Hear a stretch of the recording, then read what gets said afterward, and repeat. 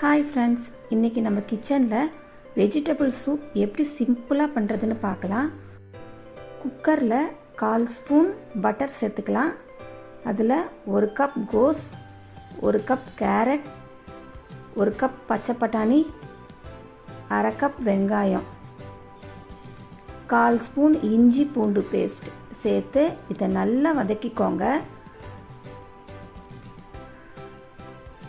இப்போ இதில் தேவையான அளவு தண்ணி ஊற்றிக்கலாம்.